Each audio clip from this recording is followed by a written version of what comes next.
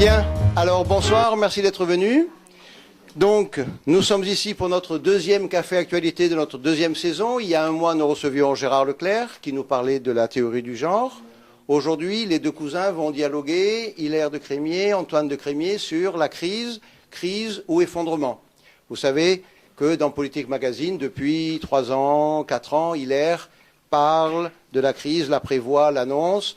Antoine lui-même nous a fait ici 2 cafés que j'appelle remarquables, non pas pour lui faire plaisir, mais parce que je le pense vraiment et vous le pensez tous. Donc, ils sont tout à fait compétents, tous les deux qualifiés, pour un débat qui va être enrichissant sur ce sujet. Notre prochain rendez-vous, c'est le samedi 10 décembre, et je vous dis d'ores et déjà que le 7 janvier, ce sera Jean-François Mattei qui viendra animer notre café. Donc c'est prometteur. Jean-François Mattei, on ne le présente pas. Il vient de donner au cahier de Lerne, sur Charles Maurras, un magnifique Maurras et Platon.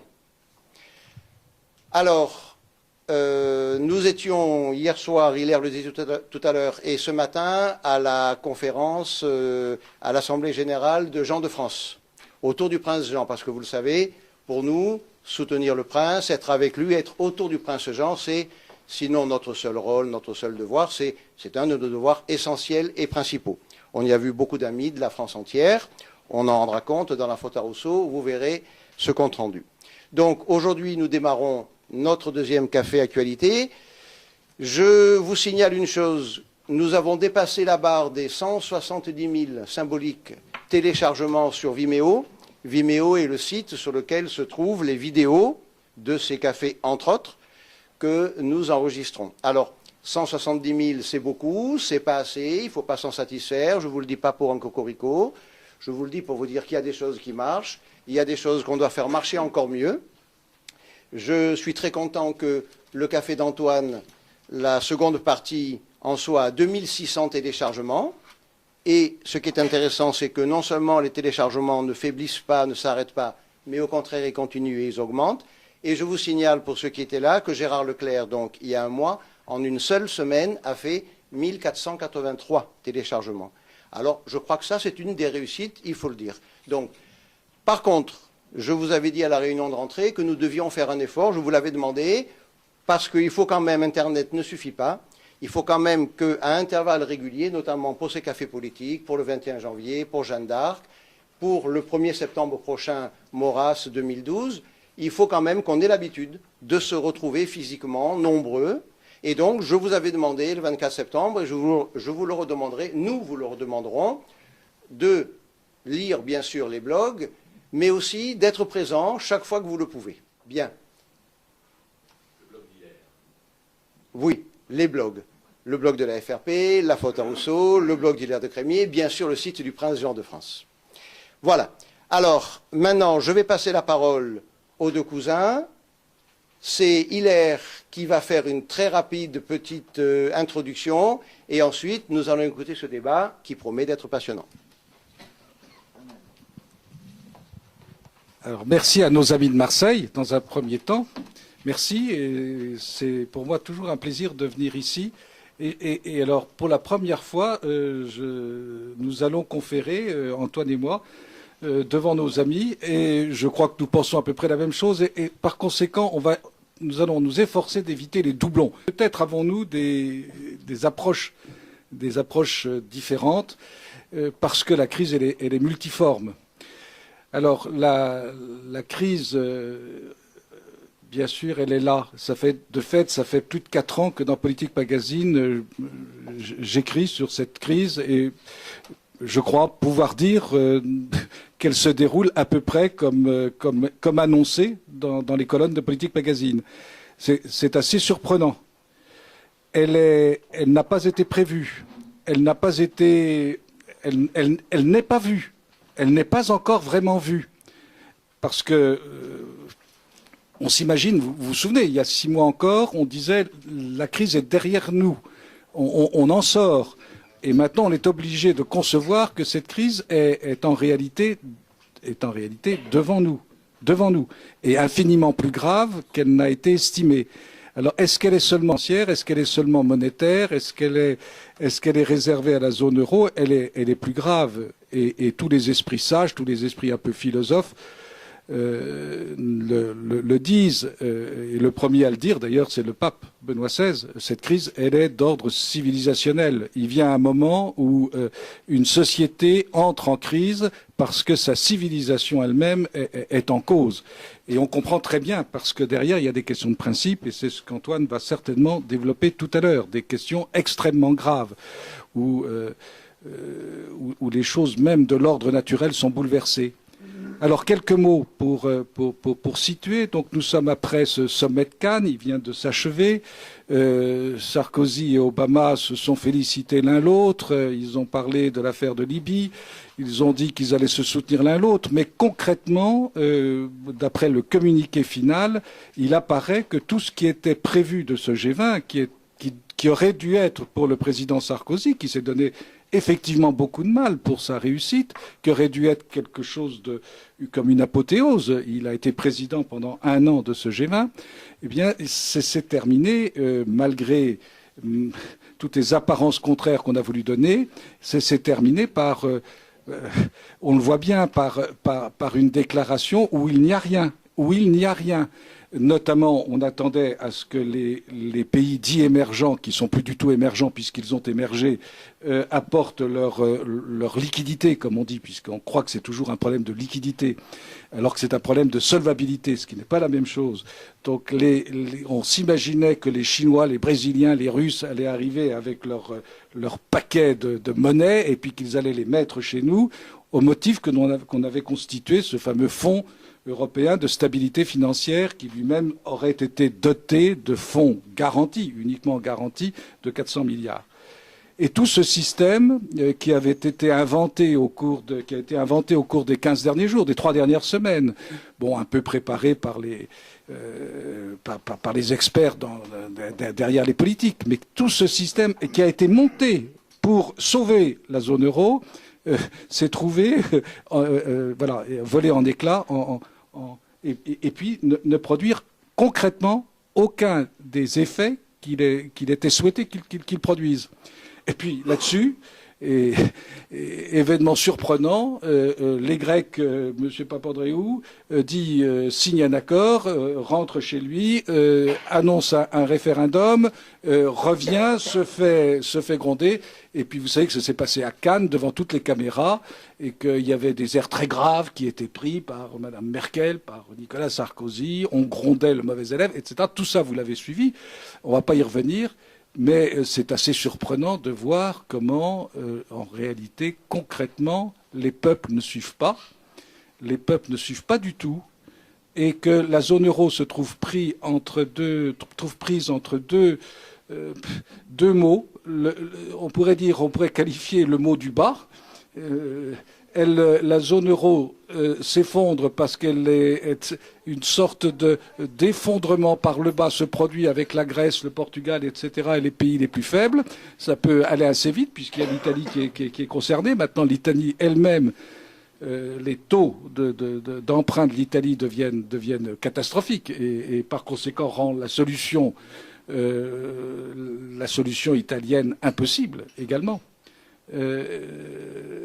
On voit que tout ça est très grave parce que ça peut se dissoudre par le bas et aussi bien ça peut être tranché par le haut le jour où les Allemands, ce que l'on sait, Axel Weber et M. Stark ont quitté la BCE, ce n'est pas pour rien, ils ont dit pourquoi, c'est parce qu'ils ne sont pas d'accord avec cet ensemble de politiques et que l'Allemagne, un jour, décidera qu'elle retrouvera elle aussi son autonomie, d'autant plus que sa Cour suprême, la Cour de Karlsruhe, a bien rappelé que la souveraineté allemande n'était pas partageable.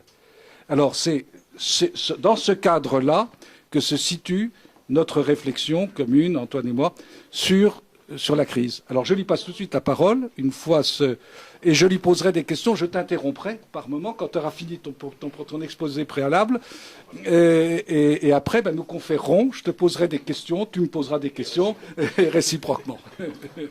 Et on s'enverra la balle. Voilà, Hilaire a dit « situation grave ». Alors j'ajoute en préambule, ça n'est pas une coquetterie de ma part, grave, mais bienvenue. Bienvenue en ce sens que je voudrais commencer en préambule par essayer de nettoyer nos cerveaux du réflexe conservateur habituel qui consiste dans les périodes troublées à courir aux dentelles du rempart, à chercher la solution pour résoudre la crise immédiate que nous avons devant nous et au fond, d'une certaine manière, à prolonger systématiquement ce que par ailleurs nous condamnons fermement. Donc je précise, parce que c'est un reproche que l'on m'a souvent fait, vous faites la politique du pire. La politique du pire, nous en sommes bien d'accord, c'est la pire des politiques, à condition de se mettre d'accord sur le pire. Et pour moi, le pire serait que le système continue. Parce que s'il continue, ce sera ma conclusion, l'avenir que nous avons devant nous, c'est le meilleur des mondes, d'un monde dirigé par des groupes anonymes, bureaucratiques et technocratiques, et bien entendu, des pays privés de toute souveraineté et la mort définitive du politique dont, vous le verrez, on le verra tout à l'heure, on nous explique qu'on peut se passer. Voilà le problème. Alors revenons à notre belle aujourd'hui. Hilaire vous a parlé du G20, et il ne nous aura pas échappé, c'est quand même le phénomène marquant, que les coups de théâtre se succèdent tous les jours, comme dans un vaudeville absolument extraordinaire, et que les journalistes ont du mal à pondre la une de leurs journaux, parce que dans les heures qui suivent, intervient une modification qui les obligerait à nouveau à tout modifier. On est exactement et en permanence devant des feux qui passent du rouge au vert sans même passer par l'orange. Et les marchés réagissent avec une brutalité absolument extraordinaire. Le seul progrès qui a été fait, nous le savons tous, c'est l'indice de volatilité. Tout est brouillé. Tout est brouillé dans l'esprit des gens. Interrogez vos amis, interrogez des gens peu politisés ou même qui prétendent bien connaître les choses de la politique. La rivalité droite-gauche. On va vous dire, ah là là, si la gauche revient au pouvoir, c'est la dette. Qui a creusé la dette? Qui a creusé la dette? La droite est au pouvoir depuis longtemps. La droite a creusé la dette. Qui a dérégulé les marchés? La gauche. Bérégovoy-Jospin. Autrement dit, tout le monde est acquis fondamentalement à la même conception du monde. La seule perspective un peu différente qui s'est produite récemment, que ce soit avec Mélenchon et un certain nombre d'autres, on l'a vu dans les primaires socialistes en particulier, c'est cette espèce de montée de l'idée de démondialisation sur laquelle il faudrait revenir pour la préciser, la cadrer, etc. Mais il y a une espèce de révolte hors des partis de la Sarkolandie, d'une certaine manière. Il y a quelque chose qui se fait jour. Il y a les indignés dont nous sommes fondamentalement, même si nous le sommes de manière un peu différente. Bien, beaucoup de choses, tout est brouillé. Et venons-en plus précisément au titre de la soirée. Le sujet crise et effondrement du système. Je ne vais pas y revenir très vite parce que je l'avais déjà fait ici même. Crise est un mot qui me déplaît absolument. Nous ne sommes pas en crise, il faut se mettre ça dans la tête. Pourquoi? Parce que crise est un mot du vocabulaire si vous reprenez le dictionnaire. Crise exprime un excès, une crise de larmes, une crise du logement. Et une fois la pathologie bien identifiée, on y apporte des solutions. Et d'ailleurs, si l'on en croit certains, je pense à Chantal Delsol en particulier, elle nous dit après tout, au fond, la crise est l'état normal des sociétés. Avec ça, on n'est pas très avancé. Alors, de quoi s'agit-il? Ceux qui vont un peu plus loin dans l'analyse vous disent crise systémique. On a eu un moment, il y avait la crise économique, crise systémique. Qu'est-ce que c'est qu'un système? Un système, c'est un ensemble dans lequel chaque élément est à la fois cause et conséquence de tous les autres. C'est donc un système clos. C'est un ensemble clos, etc. Et s'il y a crise du système, ça veut dire qu'il faut changer de système.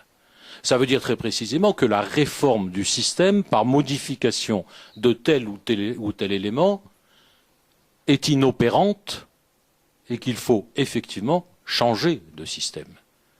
Mais de quel système parle-t-il quand il parle de crise systémique? Du système économique et financier. On se limite à cette espèce de clôture. La crise systémique concerne exclusivement le domaine économique et financier.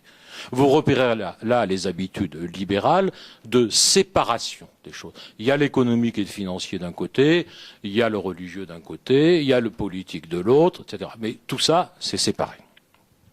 Donc, crise systémique.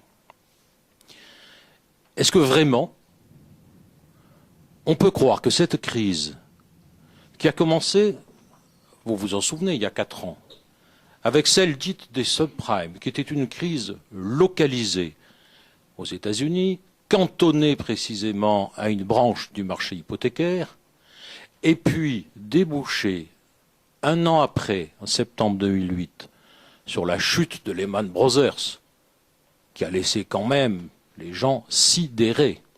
Et puis 3 ans plus tard, 3 ans après Lehman Brothers, aujourd'hui, sur les interrogations fondamentales sur la survie de l'Europe et sur la survie de l'euro. Crise? Bien sûr que non. Effondrement, faillite, banqueroute, tout ce que vous voulez. Une chose est certaine, les marionnettes qui se disent politiques, qui étaient jusque-là portées tranquillement, parce que c'est ce qui s'est passé jusqu'en 2007, par les progressions du PIB, par la progression quantitative d'un certain nombre d'indicateurs dont on nous disait en permanence qu'ils étaient toujours verts, ça a profité à nos politiques. Ils surfaient là-dessus, le politique s'effaçait peu à peu, remplacé par le marché, mais le marché jusque-là donnait des résultats satisfaisants pour tous, puisqu'on nous expliquait que tout le monde s'enrichissait. Et Hilaire l'a dit en introduction, ce qui est absolument extraordinaire, c'est que personne n'ait rien vu venir. Alors que la crise était à l'évidence, inutile d'avoir fait Polytechnique, inscrite dans les faits depuis, hors la question politique, le début des années 2000. Les bulles constituées étaient lisibles et évidentes. Lehman Brothers crée la surprise, et chez nos hommes politiques, c'est au sens vrai, je rejoins ici tout à fait Jean-Pierre Dupuis, c'est la panique. C'est la panique au sens vrai du terme, c'est un effondrement d'un système dont personne ne pouvait prévoir ou penser qu'il allait s'effondrer. Panique donc. Comment réagissent-ils dans l'urgence? On résout les problèmes de liquidité, notamment l'arrêt du marché interbancaire, par un afflux de liquidités. Et vous verrez que systématiquement, on résout les problèmes de la dette par un peu plus de dette. C'est la facilité, on crée de la monnaie. Alors même si à un moment donné, on a eu l'impression que les États-Unis et l'Europe avaient 2 politiques un peu différentes, l'austérité d'un côté pour l'Europe, le flot de liquidité, les quantitative easing, 1, 2, bientôt 3 aux États-Unis, avec des dettes colossales, mais que M. Obama ne nous fasse pas la leçon. L'endettement américain est de 15 000 milliards de dollars, nous on est à 9 000 milliards d'euros, c'est vrai, pour l'Europe. C'est pas mal, c'est certain, et on ne les remboursera jamais. Mais qu'est-ce qui est important? Qu'est-ce qui s'est passé après le G20? Référendum grec. Référendum grec, les bourses s'effondrent. Vous voyez immédiatement la contradiction évidente entre les nécessités du marché et l'opinion. L'idée qu'on va faire appel à l'opinion provoque un effondrement des bourses. C'est quand même quelque chose d'extraordinaire. Et immédiatement, la réaction Merkel-Sarkozy, c'est de dire non, on vous interdit de faire ce référendum. Autrement dit, demander dans les circonstances actuelles leur avis au peuple concerné est quelque chose qu'il faut éliminer par principe, parce que les gens sont assez bêtes pour ne pas comprendre là où est leur intérêt et de voter n'importe quoi. Donc interdit. Et on vous prévient, si jamais vous faites ce référendum, d'abord, nous vous dictons la question qu'il faut poser à l'exclusion de tout autre. c'est de savoir si, oui ou non, vous voulez rester dans la zone euro. Point final. Le reste vous est interdit. Papandréou l'a bien compris, d'autant qu'un certain nombre de ministres ont eu des pressions de leurs petits copains européens qui leur ont dit, si vous faites le référendum, on vous coupe les vivres. La deuxième tranche, les 8 milliards d'euros ne seront pas débloqués et vous allez faire faillite. Chantage. Ce qui est extraordinaire et ce qu'il faut comprendre, et je vais venir tout de suite à cette conclusion provisoire, c'est que des instances qui n'ont pas la moindre légitimité démocratique, mais dont tous les membres se prétendent démocrates, interdisent le recours à l'élection, le recours au vote. C'est quelque chose d'absolument extraordinaire. Autrement dit, nous sommes là devant une disparition du paravent politique qui demeurait encore, puisque la démocratie, pour moi, j'y viendrai d'un bon conclusion, n'est pas un régime politique.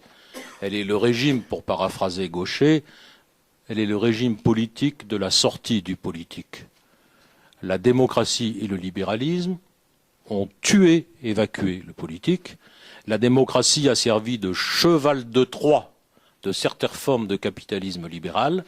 Et aujourd'hui, qui n'en a plus besoin, on déclare que la démocratie est obsolète. On en maintiendra bien entendu les procédures et les apparences pour plaire au peuple, mais sachez bien que les décisions se prennent ailleurs. Voilà ce qui s'est passé. Alors quel est notre avenir? Mais notre avenir, je voudrais y venir en conclusion. J'ai lu il n'y a pas très longtemps, j'en ai déjà fait l'éloge, dans la revue Éléments, que quelques-uns connaissent peut-être, un article de Flora Moncorbier qui avait écrit un livre qui s'appelait Le communisme de marché. Et c'est sur la Chine, et j'ai eu la surprise, mais j'ai trouvé que l'argumentaire était extrêmement bien fait. Elle expliquait que finalement, la Chine était notre avenir. Notre avenir, c'est-à-dire ce mélange de régimes totalitaires en matière culturelle, sociale et autres, et d'hyperlibéralisme économique. Et il semble bien, effectivement, que l'on se dirige aujourd'hui d'une manière qui nous est propre, qui n'est pas la manière chinoise, bien entendu, vers ce type de système. Et n'oubliez pas une chose, c'est que si la Chine a pu passer si brutalement et de manière incompréhensible pour certains, mais pour moi naturelle d'une autre manière, de ce communisme, de ce totalitarisme classique communiste au libéralisme de marché et à l'hyperlibéralisme, c'est bien parce que la période communiste avait permis la déstructuration des sociétés traditionnelles et des sociétés anciennes. C'est ce qui a permis ce passage. Et on voit bien que chez nous, c'est au contraire le libéralisme et la démocratie qui ont déstructuré nos sociétés, parce que n'oubliez pas que pour devenir un adepte du marché, un consommateur parfait et un citoyen muet, il faut bien entendu que toutes les références traditionnelles aient été balayées et déstructurées. C'est comme cela que ça s'est passé. Donc pour moi, le problème essentiel, ce qui est en train de se poser, qui va mériter toute notre réflexion sur les fondements du politique, c'est précisément sa disparition et le fait que sans ce recours au politique, une chose est certaine, il n'y a pas de solution. Bon, eh bien, on a très bien compris. On a très bien compris. On va passer au débat après, mais je pose d'abord préalablement quelques objections pour animer et donner quelques piments supplémentaires. Je poursuivrai sur ce que tu viens de dire, Antoine, en disant, mais il y a certes un esprit qui essaye de s'imposer. Est-ce que ça correspond à des volontés déterminées de groupes, de pression, de lobby, comme on dit? Enfin, je ne sais. Et puis c'est très difficile d'estimer ces choses-là, me semble-t-il. Mais il y a eu incontestablement au cours des dernières années, peut-être des 30, 40 dernières années, une volonté de créer un monde nouveau, Orwell, etc.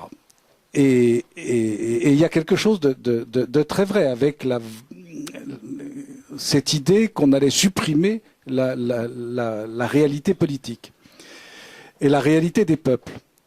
Mais concrètement, qu'est-ce qui s'est passé au cours des 3 derniers mois?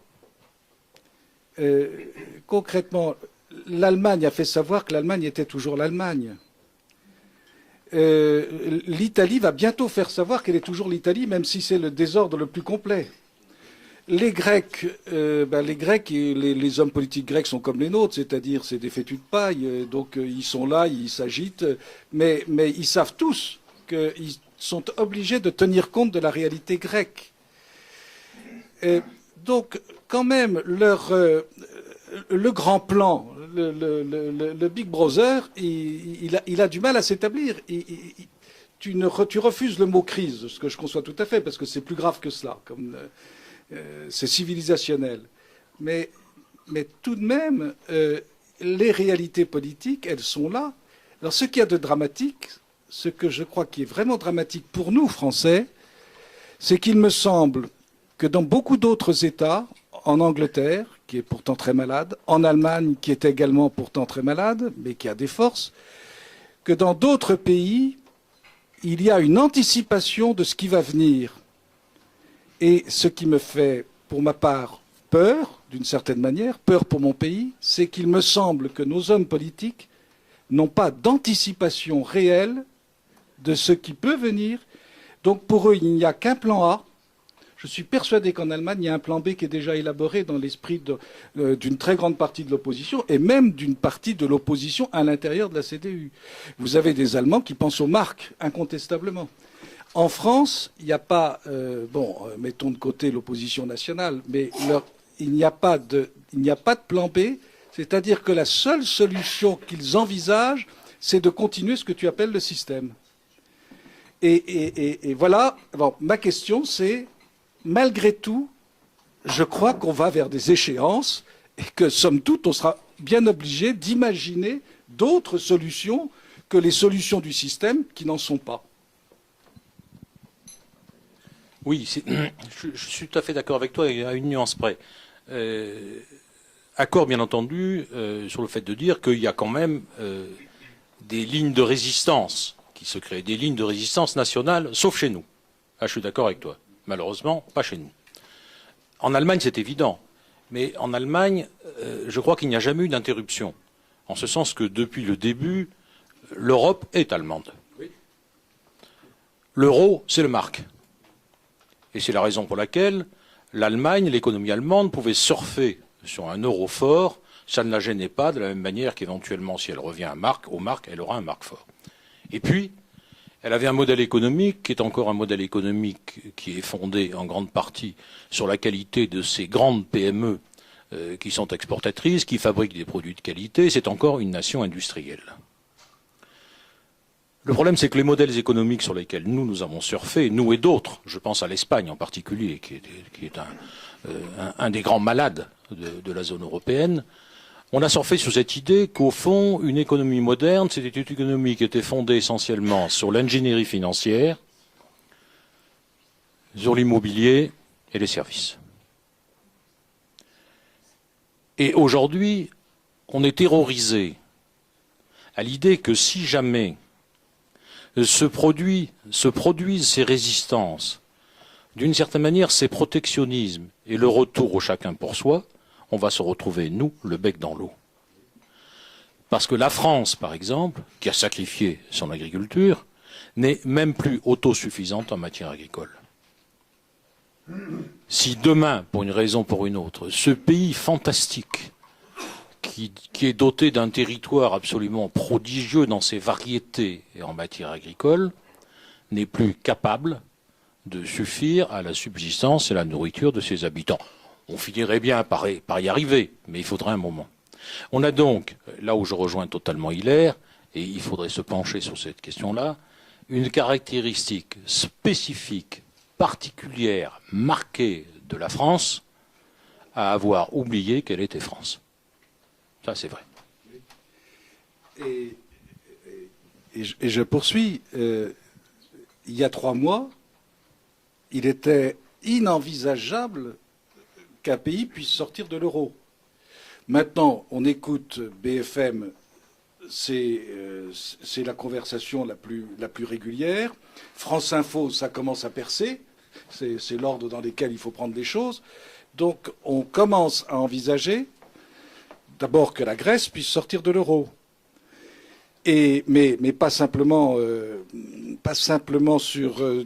façon de façon précipitée. On voudrait que ça se fasse de façon ordonnée. Et pour quelle raison veut-on que ça se fasse de façon ordonnée? C'est qu'on sait très bien que si la Grèce fait défaut et si la Grèce revient à la drachme, eh bien évidemment tout le reste de l'Europe en sera ébranlé et que ça donnera des idées à d'autres peuples. Donc, une fois la Grèce, une fois la première maille du tricot démaillée, ben, le reste va se démailler. Or, cette idée qui était impossible de faire, de même concevoir il y a encore 3 mois, en dehors de toi et de nos quelques amis qui sont ici, eh bien, elle devient une idée, j'allais dire maintenant presque courante et surprenant au moment du sommet de Cannes, du G20 de Cannes. Il a été dit en marge du sommet, y compris par les chefs d'État pris sur des perrons par-ci, par-là, qu'on aurait mieux fait de ne pas mettre la Grèce dans l'euro. Les mêmes qui soutenaient qu'il fallait absolument qu'elle y entrât puisqu'elle faisait partie de l'Europe. Donc on envisage la réalité de manière différente. Il va bien falloir que les politiques essayent de faire un peu une synthèse de tout ce qui a été dit et qui rejoint nos propos essentiels, hein, notre propos essentiel. Premièrement, et ça c'était le propos du professeur, il est tout à fait vrai que on a cherché au cours des 50 dernières années, dans la construction européenne, entre autres, mais également sur le plan mondial, à constituer une société qui était la société de ceux, enfin, où la direction était donnée à ceux qui savaient. Voilà. Et même les hommes politiques étaient soumis à ceux qui savent. C'était le pouvoir du savoir. Hein, et pour une raison très précise, c'est pas un jeu de mots. Je ne sais plus quel est le nouveau philosophe qui avait employé cette expression, je ne sais plus si c'est Glucksmann ou un autre, qui avait employé cette expression très vraie pour définir les sociétés totalitaires telles qu'elles sont apparues à partir de la fin du XIXe siècle, on peut dire. C'est le savoir du pouvoir qui permet d'avoir le pouvoir du savoir. On a le pouvoir du savoir et ça vous permet, ce pouvoir du savoir, d'avoir le savoir du pouvoir. Seuls savent comment fonctionne le système, ceux qui ont la connaissance du système. Et on comprend très bien qu'on aboutit dans ce type de société à des cooptations beaucoup plus qu'à la démocratie est toujours une démocratie de façade. Voilà. Et ça, c'est le premier point qui ressort évidemment de nos propos communs à tous, de vos interventions. Et le deuxième aspect, c'est que malgré tout, c'est plaqué. Et la façon dont répondent les gens qui savent, c'est de dire « Ah oui, mais ça, c'est super parce que la crise va nous permettre d'avancer. » Vous avez remarqué, à chaque fois qu'il y a une crise européenne, vous avez toujours un Lamassoure ou un Bourlange ou quelque autre de ce type-là qui fait une tribune dans le Figaro pour dire « Très heureusement, l'Europe est allée de crise en crise et c'est comme ça qu'elle a progressé. » Et à chaque fois que le progrès se fait, la crise prochaine est plus rapprochée encore, et elle est plus grave. Et je crois qu'au cours de ces derniers mois, ce que nous avons vécu, c'est une accélération de la crise, parce qu'à chaque fois que l'on prétend résoudre ce qu'on appelle la crise, tu as raison de dire que ce mot n'est pas convenable, mais à chaque fois qu'on prétend résoudre la crise, on aggrave la suivante. On a transformé, par exemple, les dettes privées en dettes publiques. Voilà. Bon, eh ben, c'est très joli. Sur le moment, en 2008, Sarkozy a pu dire, grâce à moi, le monde a été sauvé. De fait, il a téléphoné à Obama, il a téléphoné à Merkel, entre eux, entre coups de téléphone, avec à côté d'eux leurs experts, M. Muscat maintenant, et puis quelques autres, et on décide de sauver la situation. Et donc, on sauve la situation, on vit des instants terribles, et on progresse. Mais malheureusement, ça va de plus en plus vite. Et maintenant, le basculement se fait parce que, comme vous l'avez noté dans vos questions, la réalité nationale, elle est quand même là. On n'y peut rien. Le grec, c'est pas l'allemand. Et entre nous soit dit, le français non plus. Alors à toi. Et oui, non, mais c'était bien d'ailleurs ce que tu dis. Les Grecs sont pas les Allemands sont pas les Grecs. C'est d'ailleurs l'utopie d'une monnaie unique pour l'économie grecque et l'économie allemande. Et quand on voit aujourd'hui ce qu'on appelle les spreads de taux des emprunts obligataires, qui évoluent d'ailleurs tous les jours, qui sont un peu extraordinaires. L'Italie, effectivement, était à 6,40, je crois, aujourd'hui, ou quelque chose comme ça. Les Grecs, à un moment, ils ont atteint des sommets. Alors, c'est ce qui fait, d'ailleurs, ah non, ils sont arrivés à 70% sur le 2 ans, à un moment donné. Je vous livre une anecdote. Tout le monde a pris des emprunts grecs. Pourquoi? Ils étaient rentables. Mais pour des banquiers, c'est curieux, quand même. Parce qu'on sait bien qu'il y a une adéquation immédiate entre le taux de rendement et le risque. Lorsqu'on vous propose une affaire, on vous dit, monsieur, ça va vous rapporter du 40% par an, ne me dites pas que vous ne me méfiez pas, ou alors vous êtes un fiefé crétin. Vous vous méfiez, vous dites, oulala, qu'est-ce que c'est que cette histoire? Moi, je peux vous proposer des appartements qui vous donneront des taux de rendement à 20-25% dans les quartiers nord de Marseille. Je ne suis pas sûr que, comme placement en capital, ce soit quelque chose de remarquable. Et je vais vous lire une anecdote. Monsieur Blancard, directeur général du Crédit Foncier, vient de se faire virer par la Caisse d'épargne avant la fin de son mandat, parce qu'on vient de découvrir qu'il a pris, pour une boîte comme le Crédit Foncier, c'est quand même extraordinaire, 1 milliard d'euros d'emprunts grecs. Folie. Folie. Et ça va poser un problème majeur. Donc il s'est fait virer. Et j'ajoute une toute petite chose, même anecdote comparable. Monsieur Marini, qui était le président de Dexia, vous savez le sort de Dexia. Il y a 3 mois, tenait un discours pour expliquer que Dexia, ça y est, elle était sortie de la crise, et que même ça allait devenir profitable. Bon. Et évidemment, est arrivé ce qui est arrivé. Les décisions ont été prises d'ailleurs contre son gré. Et à ce moment-là, pour se défendre, il a dit attendez, c'est que quand Madame Lagarde était au ministère de l'économie et des finances, elle m'obligeait à prendre des obligations que moi je ne voulais pas prendre, des obligations d'État que moi je ne voulais pas prendre. Et donc, il essaye de faire reporter la responsabilité sur les hommes politiques. Et il est probable, c'est pour ça que j'interviens, il est probable que pour le Crédit Foncier, ça a été la même chose. Parce que comment se font les placements des obligations dans ces cas-là? Jusqu'à présent, ça se passait très bien. Vous aviez des gens qui téléphonaient, tu me prends 1 milliard, c'est comme ça que ça se plaçait. Puis comme c'était des bons rapports, c'était... Bon. Et puis maintenant, avec ce qui se passe, eh bien, tout le monde se retrouve avec du papier qui n'est pas simplement toxique, mais c'est du cyanure. Et attendez, et derrière, il y a les CDS. Et une des raisons de ce qui s'est passé à Cannes, et que les gens ne savent pas, puisque ces choses-là ne sont pas mises sur la place publique, c'est qu'en réalité, pourquoi Obama est-il venu et est-il si inquiet? C'est parce que les banques américaines ce sont elles qui ont inventé les CDS. Et elles gagnaient de l'argent avec ça. Et maintenant, ça devient du cyanure. Alors vas-y. Ce qui était du profit devient du passif. Le rêve européen nous a été vendu, en particulier par les Français, comme le rêve. C'est pour ça, si tu veux, qu'il y a les 2 aspects de la question qu'il faut mettre à jour. C'était le rêve d'une Europe, non pas Europe puissance, mais Europe dépolitisée, dont la citoyenneté était faite des valeurs communes de la démocratie. C'était ça qu'on nous a vendu. Et on nous l'a vendu, comme toujours dans ce cas-là, avec un mélange d'historicisme et de volontarisme.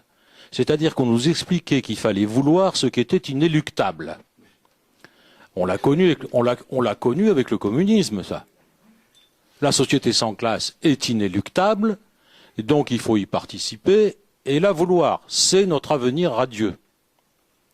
Et tout d'un coup, ceux qui nous ont vendu ce rêve, qui sont complètement déculturés dans leur tête, même s'ils sont quelquefois brillants, se retrouvent avec un problème politique, je vous l'accorde, qui monte, mais qui sont bien entendu dans l'incapacité la plus totale de résoudre, parce qu'ils n'ont plus la moindre conception politique, ils ont été dépolitisés dans leur tête, nettoyés de tout résidu politique qui appartiennent dans leur esprit au passé.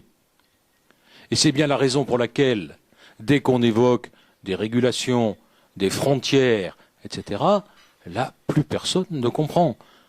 Alors, on nous amuse, on nous dit « Ah, il faut dénoncer les États voyous, les paradis fiscaux, il faut dénoncer certaines méthodes financières comme la titrisation, la faute des banques, la faute, etc., trop de marchés, trop d'États, etc. » C'est ridicule tout ça. Ça n'a aucune espèce d'intérêt.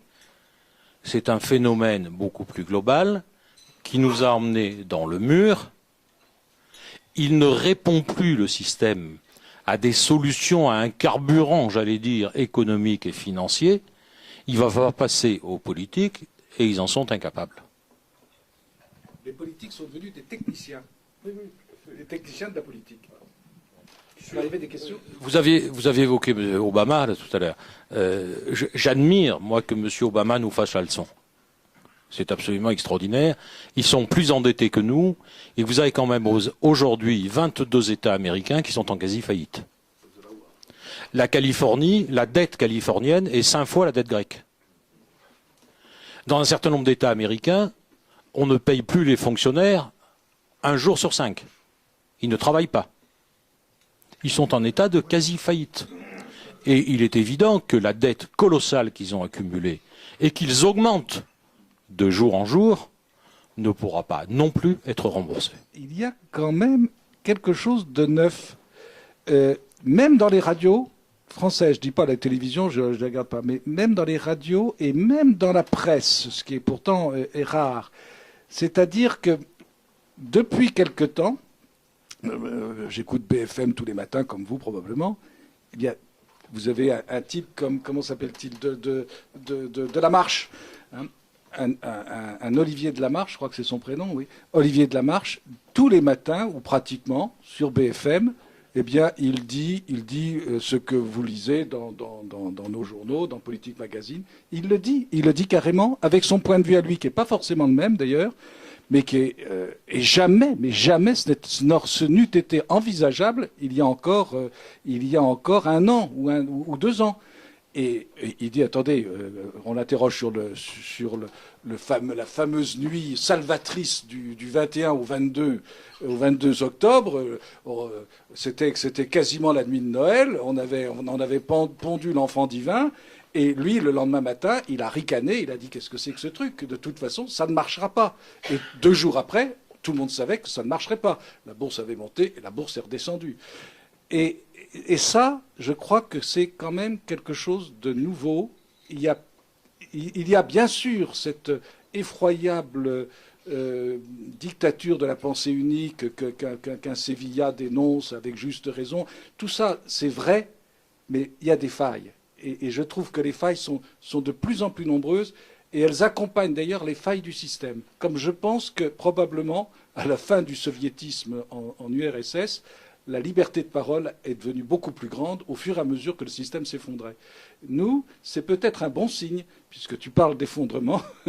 Alors, monsieur, vous disiez, l'effondrement, on ne le voit pas, et comment peut-on faire de la politique ? Tu répondras après, Antoine. Je donne une première idée. Alors, c'est tout à fait vrai qu'on ne peut plus faire de politique dans le cadre des partis tels qu'ils existent. Ça, j'en suis absolument convaincu. Les partis politiques ne sont plus maintenant que des instruments d'ambition personnelle. Ça apparaît de plus en plus. Qu'est-ce que c'est que l'UMP? C'est un territoire soit pour Sarkozy, soit pour Copé, soit pour Fillon. Voilà, tout le monde a compris. Et quand vous avez dit ça, vous avez tout dit pour l'UMP. Bon, je ne parle pas des autres, puisque les primaires socialistes vous ont toutes passionné, évidemment. On était en pleine actualité. Les programmes socialistes, quels qu'ils soient, étaient des programmes tout à fait cohérents avec la réalité de la crise financière. Bon, c'était dérisoire, mais qu'est-ce que c'était que le PS? C'est uniquement le marchepied de Hollande. Ça n'a aucun intérêt. Et Hollande, et alors, je rajoute quelque chose au propos d'Antoine, très pessimiste. Je suis aussi pessimiste qu'Antoine sur ce plan-là, c'est que j'estime qu'il n'y a pas d'hommes politiques à l'heure actuelle qui apparaissent à l'horizon. Dans des cas de crise comme ça, parce que bien sûr elle est singulière, mais elle fait penser à d'autres crises dans l'histoire de notre pays et dans l'histoire du monde, il est venu un moment où il y a eu quand même un homme qui est venu et puis qui a dit, eh bien voilà comment je résous le problème. La banqueroute des 2/3, fin du directoire, eh bien ça se termine par l'arrivée de Bonaparte, parce que de toute façon, même les crapules qui étaient au pouvoir et qui se gardaient le dernier tiers d'ailleurs de la dette pour eux, faut jamais l'oublier, c'est eux qui se sont inscrits les premiers sur le grand livre, le nouveau grand livre qu'on a écrit. Mais c'est comme ça que ça se passe. Concrètement, c'est comme ça que ça se passe. Et eh bien, ils ont fait appel à un pouvoir autoritaire parce qu'ils avaient besoin d'un pouvoir autoritaire. On peut dire la même chose de Napoléon III, on peut même dire d'une certaine manière la même chose de la Restauration. Je ne parlerai pas de 1940. Vous vous rappelez les hommes politiques, c'est quand même des phrases fabuleuses qu'il faut retenir. Celle de Daladier, celle de Paul Reynaud, la route du fer est coupée. Nous vaincrons parce que nous sommes les plus forts. Hein. C'est en avril 1940. Voilà. Et puis ensuite, on sait ce qui se passe. Et ensuite, ils partent très vite à Tours, puis ensuite à Bordeaux, et tout le monde connaît la musique. En 1958, c'est la même chose. Il vient un moment, et c'est ça la vraie politique. Et c'est ça ce que nous devons susciter avec notre idée à nous, qui est de retrouver les fondamentaux de notre civilisation française et européenne. Mais je repense à 1958, je donne souvent cet exemple. Hein, je ne suis pas du tout gaulliste, tout le monde le sait, donc je n'ai pas besoin d'en faire de déclaration sur le sujet. Mais il est apparu en 1958, la 4e République. Pour les plus anciens d'entre vous, ils s'en souviennent. Mon grand-père avait un appartement pratiquement en face de l'Élysée, donc je voyais tout ce qui se passait et j'étais déjà passionné par la politique. On voyait tout ce qui se passait. Eh bien, vous aviez un gouvernement de la fin de la 4e, et ça se succédait. Alors, je ne sais même plus l'ordre, si c'est Flinlin, Félix Gaillard, enfin, ça se succédait, à l'Élysée. Et vous aviez les gardes mobiles qui faisaient titi-tata avec leurs mousquets autour de l'Élysée, et les sergents de ville, ce qu'on appelait les sergents de ville à l'époque, avec leurs képis et leurs pèlerines, tournaient le dos aux voitures qui étaient les tractions, les fameuses tractions avant de l'époque, qui entraient dans la cour de l'Élysée. C'était la fin d'un régime. Ça s'est effondré. Et bon, à ce moment-là, il y a eu un personnage qui s'est présenté. Il y a eu le coup d'État, une sorte de coup d'État militaire qui malheureusement n'a pas été achevé, là-bas en Algérie. Et il y a un homme qui s'est présenté et ça a été la solution. Bonne ou mauvaise, elle est arrivée, elle s'est présentée. Et la première chose qu'a faite De Gaulle, c'est de se faire donner les pleins pouvoirs. On l'oublie toujours, comme le maréchal Pétain, d'ailleurs, en 1940. Il s'est fait donner les pleins pouvoirs pendant 6 mois.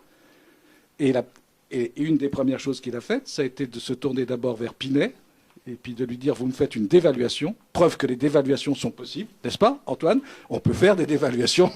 Voilà. Il a fait une dévaluation. Et ça, et deuxième coup, qui est le coup de Kohl, que Kohl a répété avec le mark, décision purement politique. De Gaulle a dit, puisque le franc paraissait une monnaie dérisoire devant le dollar, il a dit 100 francs vaut 1 franc. Ça changeait absolument rien, mais psychologiquement, ça changeait tout. Et c'était une décision éminemment politique. C'est pour ça que je crois, moi, à l'avenir du politique. On dit sur le 3%. Moi aussi, je te rassure. Montrer à quel point les esprits sont brouillés. Je ne sais pas ce qu'en pense Hilaire, on n'en a jamais parlé. La volonté de Sarkozy d'inscrire la règle d'or dans la Constitution est à l'évidence une absurdité. Pourquoi? Bien sûr que je suis favorable à la réduction des déficits. Mais inscrire une politique économique dans une Constitution, mais il faut être fou. Qu'est-ce qui vous dit qu'un jour on n'aura pas besoin de créer du déficit, qui peut être une politique économique qui à un moment donné est tout à fait justifiable? Et le même qui veut inscrire la règle d'or a le culot en même temps de proposer un projet de budget en déficit primaire. c'est-à-dire dans lequel, hormis le service de la dette, les dépenses sont supérieures aux ressources. On se fout du monde. Oui, il est en période électorale, vous comprenez, il ne peut pas faire ce qu'il veut, etc. Bon. Je reviens sur la langue, qui est le problème posé par M. Faure. C'est un problème fondamental, la langue. Parce qu'en réalité, une fois que le maniement de l'euphémisme, la dissimulation des mots, etc., est accompli, une culture est profondément atteinte. Profondément atteinte. Et la novlangue est, quoi qu'il arrive, la traduction d'une société totalitaire. On retrouve là la parenté entre les deux systèmes, d'une certaine manière. À partir du moment où il y a novlangue, il y a société totalitaire. La novlangue est la forme de toute société totalitaire. Et d'ailleurs, Vaugelin, qui a fait de très bonnes choses, vous savez, sur la gnose et la modernité, disait « Société totalitaire, c'est une société dans laquelle il est interdit de poser des questions. » Et c'est exactement ça. Et aujourd'hui, les questions que vous allez poser éventuellement dans un langage clair sont, pour vos interlocuteurs, absolument incompréhensibles. Parce que les mots n'ont plus le même sens. Et là, il y a un problème culturel, éducatif, etc., absolument fondamental, qui est un problème politique. J'ajoute, parce que c'est très important cette question de vocabulaire, comme vous le notez. C'est très curieux de voir comment les hommes politiques, j'allais dire les hommes religieux également, inventent des mots pour couvrir la réalité. Ce n'est pas pour la dire, c'est pour la couvrir. Alors, on appelle actif toxique ce qui devient en réalité et concrètement un passif. On appelle restructurer une dette ce qui est concrètement une banqueroute. On vous dit on va diminuer de 50% de la cote, on va faire une décote de 50% de la dette grecque, sans se rendre compte que par le fait même que vous dites 50%, c'est en réalité déjà 100%.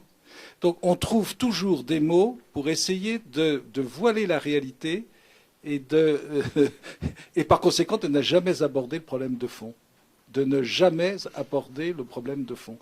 Et le problème de fond, c'est qu'on est devant une crise, alors ça je suis complètement d'accord, qui est une crise pour la France en particulier. Il y a quelque chose de beaucoup plus grave en France.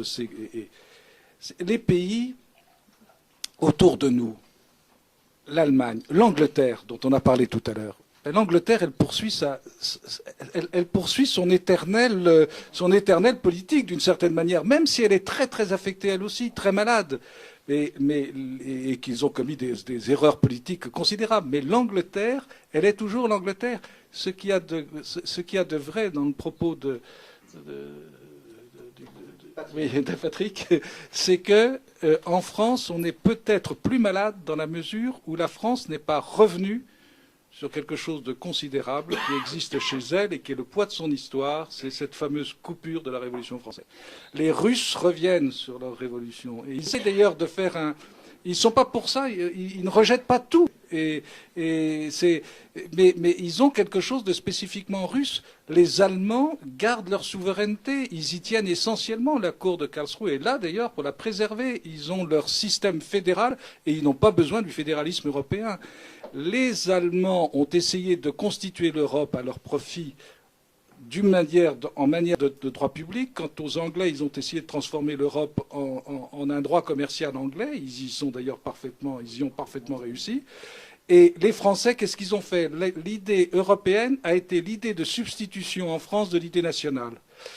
Et là, nous parlons des gens de notre génération, on est de la même probablement, monsieur, et nous avons vu ça dans nos collèges, dans les meilleurs collèges, car nos parents nous mettaient dans les meilleurs collèges. Et dans les meilleurs collèges, on a très bien vu, et tu as parlé de la démocratie chrétienne, c'est tout à fait ça, ça a été une substitution à l'idée nationale, on a substitué l'idée européenne, et tous nos condisciples ont été formés là-dedans, c'est ce qu'on leur apprenait à Ginette, et voilà. Et tous, et d'ailleurs vous regardez les hommes politiques, tous ceux qui ont eu de l'influence et de l'importance au cours des dernières années, ça ne sera plus le cas peut-être dans 50 ans, mais aujourd'hui encore, c'est tous des gens qui sont sortis des bons collèges. Sarkozy, il sort de Franklin. Ils sortent de Franklin. Où est-ce qu'il a appris toutes les idées qu'il dirige? Il les a apprises à Franklin, des jésuites. Ségolène, elle sort des Ursulines. Martine Aubry, elle sort des oiseaux. Bon, Mitterrand, chacun sait qu'il sortait des maristes. Il faut arrêter de dire que nous sommes le résultat d'un complot anti-français ou anti-religieux. C'est pas vrai. Concrètement, les hommes politiques qui nous dirigent à l'heure actuelle, vous les prenez tous, y compris M. Hérault, ils sont tous sortis des bons collèges. Et ils ont ce sont tous des privilégiés de la nature et de la grâce, j'ajouterais. De la nature. Ils ont jamais, à aucun moment dans leur vie, ces gens-là n'ont connu un moment où ils n'ont pas eu un petit croissant à leur petit déjeuner. Ils ne savent pas ce que c'est. Ils ne savent pas ce que c'est. Et la deuxième chose, c'est qu'ils ont tous été dans des bons collèges et qu'ils ont reçu une excellente éducation et qu'ils transforment leurs idées religieuses qu'ils ont reçues, et ça sous l'influence, malheureusement, de certains clercs français et d'une grande quantité de clercs français, il faut bien le dire, ils ont transformé en idées politiques et ils ont transformé leurs dogmes en religion. Par conséquent, on n'y touche pas. Ils ne veulent pas revenir sur ce qui est pour eux un substitut de religion. Je ne sais pas si je me suis bien expliqué. Ils ne peuvent pas. Et le retour à la politique sera le retour au réalisme. Voilà, alors l'éternelle question, donc, mais... Il ne faudra plus avoir de croissant petit déjeuner. Je crois qu'on sera sauvé le jour où Martine Aubry, Hollande, Sarkozy n'auront plus de croissant à leur petit déjeuner. Alors, sur la question politique, et au fond la question qui a été posée et que vous posez d'une certaine manière, c'est qu'est-ce qu'on peut faire? Alors, modestement, d'abord, constituer, organiser une réflexion fondamentale sur les fondements, justement. Les fondements de la politique en particulier. J'ai toujours pensé, et pour moi la revue universelle devrait en être le support, j'en ai parlé avec Hilaire, mais pour le moment j'ai rien fait parce que ça demande un travail énorme, il faut être clair, qu'il serait grand temps d'organiser une enquête sur la démocratie. Un peu sur le principe de l'enquête sur la monarchie, de manière différente, bien entendu, mais savoir ce que c'est. Vous savez très bien qu'aujourd'hui, c'est pas moi qui le dis, je ne sais plus quel démocrate dont j'oublie le nom à l'instant, il dit lui-même, 2 démocrates ne peuvent pas se regarder sans rire en prétendant que la démocratie est le gouvernement du peuple, par le peuple et pour le peuple. C'est une vaste rigolade et tout le monde le sait. Donc organisation, me semble-t-il, d'une enquête sur la démocratie, et peut-être, dans le prolongement, mais il faut commencer par une enquête, un grand colloque sur la démocratie. Savoir enfin ce que c'est. Voir si effectivement, il existe, et j'en suis persuadé, des lieux où la procédure démocratique est justifiée, dans un certain nombre de cas, puisqu'au fond, nous sommes tous, je crois, plus ou moins tenants d'un régime mixte, du régime mixte classique. Il y a donc une réflexion fondamentale à entreprendre. Mais pour que cette réflexion apparaisse comme attirante, compte tenu de la langue de bois, d'un certain nombre de choses qui ont été dites ce soir, il faut que nous apparaissions en même temps, et c'est peut-être là qu'on a peut-être une petite révolution mentale à accomplir, que nous apparaissions comme les contestataires radicaux de ce système, et j'ajoute pour moi les seuls contestataires radicaux. Or, aujourd'hui, force est de constater que si vous interrogez les gens dans la rue, les contestataires, immédiatement, c'est Mélenchon, c'est Montebourg, c'est pas nous. Et là, nous avons un travail considérable à faire, me semble-t-il.